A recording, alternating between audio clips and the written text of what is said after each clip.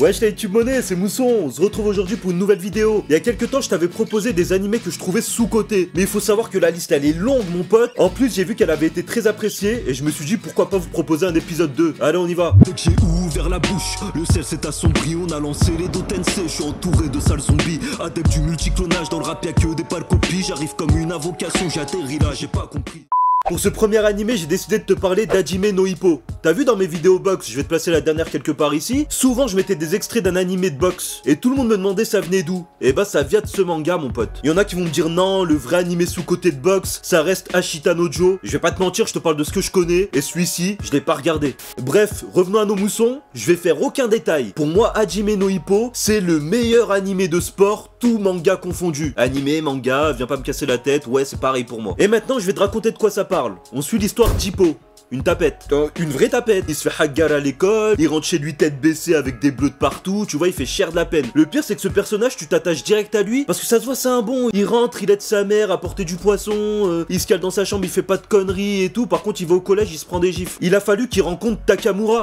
Takamura-san, Champion du monde poids lourd de boxe anglaise mon pote. Et là bah comme tu peux t'en douter, l'animé il a pris une toute autre tournure. Il a découvert la boxe, Takamura l'a amené dans son club, il l'a fait s'entraîner, il a remarqué qu'il avait une putain de particularité, c'est qu'Hippo il a une frappe de fou dans les poings mon pote. Après tu connais hein, pour le reste de l'animé, ça reste un peu classique, t'as des phases d'entraînement, t'as des phases de combat, Hippo il va monter les échelons et combattre des boxeurs de plus en plus forts, tu connais. Il va rencontrer plein de boxeurs poids plumes différents et des boxeurs avec des techniques de malade mental. Sans transition, je vais t'expliquer pourquoi j'aime trop cet animé. Pour commencer, ça parle de boxe, et comme tu le sais, il m'en fallait pas plus pour m'attirer. Mais en plus, ce que j'aime trop, et ça c'est commun à tous les animés de sport, c'est qu'à chaque fois ils donnent des vraies bases, tu vois. Au niveau des techniques, ils vont piocher dans des vraies techniques de boxe qui ont existé, qui ont été utilisées par Mike Tyson, par Mohamed Ali, et ils vont te les mettre en scène façon shonen pour que tu t'en mettes plein la gueule mon pote. Et ça j'aime trop. Tu rajoutes là-dessus une animation à l'ancienne qui est au top, des OST violentes qui te mettent cher dans l'ambiance, qui te mettent cher dans le stress et tout. Frère, ça y est, t'as un animé de sport parfait, j'ai envie de te dire. Il y a un point aussi qui fait qu'il s'est démarqué des autres animés de sport à mes yeux, c'est qu'il fait trop rire. Oh, devant ce manga, je me suis tapé des barres comme si je regardais un spectacle de Jamel Debbouze ou de Kev Adams.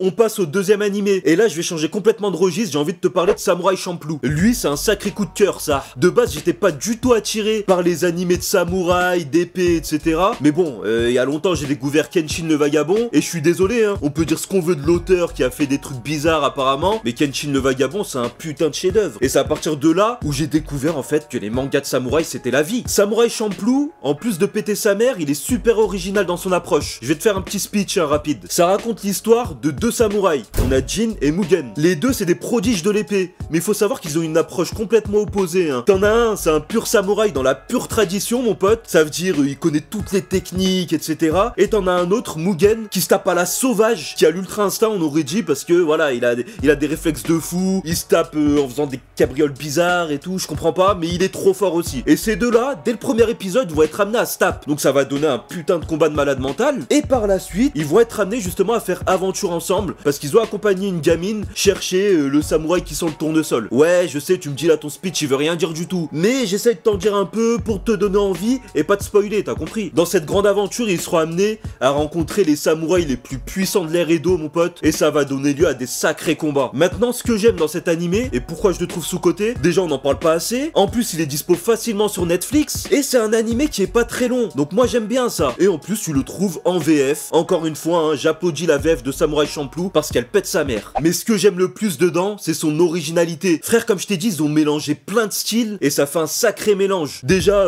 tu suis des samouraïs durant l'ère Edo au Japon, et derrière, par-dessus, ils te mettent des sacrés OST de rap américain à la Tupac. Là, toi, t'as du mal à imaginer le mélange, hein. Mais ça pète sa mère, frère. Même l'opening, il tue, et ça te donne une ambiance de fou, ça te met à fond dedans. En résumé, Samurai Champloo, est-ce que c'est bien? Oui. Est-ce que je t'encourage à aller regarder?